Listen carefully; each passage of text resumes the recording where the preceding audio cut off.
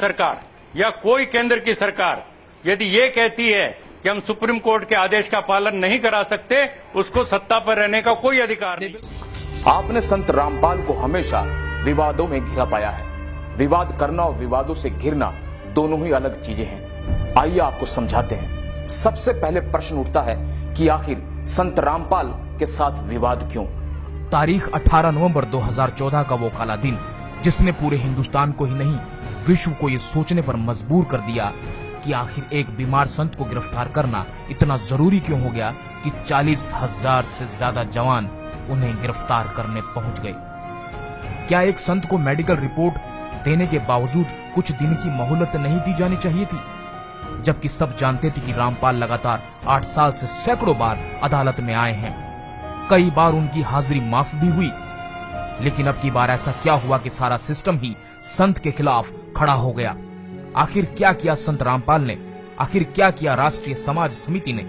उन्होंने मांग की थी कि जजों की जवाबदेही तय हो, हिंदुस्तान में चल रहे सभी अदालती मामलों की वीडियो रिकॉर्डिंग हो, उनके ऊपर लगे सभी आरोपों की सीबीआई से जांच हो। राष्ट्रीय समाज सेवा समिति ने अपने साथ हो रहे 8 साल के अत्याचारों का सारा खुलासा किया उन 3 किताबों के द्वारा जिनके नाम थे न्याय की गिरती गरिमा, सच बनाम झूठ, भ्रष्ट जज कुमार्ग पर, जिसमें हिंदुस्तान की न्याय व्यवस्था को तार तार करने वाले कुछ काले चेहरे शामिल थे। मीडिया में प्रचारित किया गया कि संत ने अपनी एक फौज तैयार की है, कमांडो तैयार किए हैं, जबकि ये सरासर झूठ था। आज तक एक भी ऐसा प्रमाण नहीं मिला सरकार को जिससे कि ये सिद्ध हो सके, जबकि सरकार ने निर्दोष उन लोगों को कमांडो का नाम देकर जेल में डाल दिया जो किसान थे, मजदूर थे, विद्यार्थी थे, जो अपने ऊपर किए जा रहे अत्याचार के विरोध में काले कपड़े पहने हुए थे, हाथों में सफेद झंडे लिए हुए थे। उन निर्दोष लोगों को सरकार ने कमांडो फोर्स का नाम देकर जेल में डाल दिया और अंग्रेजों से भी बदतर सलूक किया। क्या करते थे?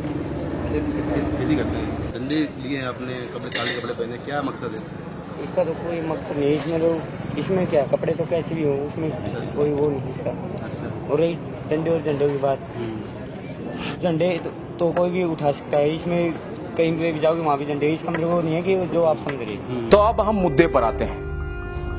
दोस्तों, हम बात कर रहे हैं संत रामपाल की। जी हाँ, संत रामपाल। आपके मन मस्तिष्क में कुछ ऐसी छवि घूम रही होगी जिसको आपने मीडिया में देखा होगा। दोस्तों, सच मानिए, आपको सच से कोसों दूर रखा गया। आज आपको हर एक सच से हम रूबरू कराएंगे। हमने भ्रष्ट जजों की शिकायत की। क्या इस देश में भ्रष्ट जजों के खिलाफ शिकायत करने का अधिकार नहीं है? और अगर शिकायत के अधिकार को अवमानना में डाला जाता है तो क्या जिनके खिलाफ हमने शिकायत की थी उनके खिलाफ क्या एक्टिविटी की? लेकिन आपका इसका जवाब कौन देगा? सिर्फ एक पक्ष पे कार्रवाई करना दादागिरी है या आदेश?